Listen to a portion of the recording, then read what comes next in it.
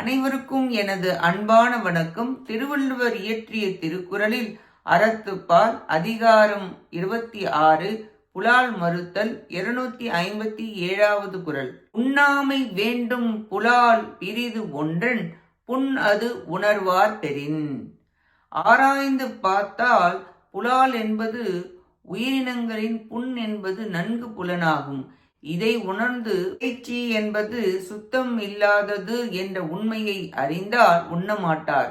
புலால் மறுத்தல் வேண்டும் என்றும் தீயது என்று உணர வேண்டும் என்றும் கூறுகிறார். உன் உடம்பில் ஏதாவது காயம் வெட்டுப்பட்டால் மருத்துவமனைக்கு செல்கிறாய். அது பார்க்க அருவருப்பாகவும் அசிங்கமாகவும் இருக்கும்.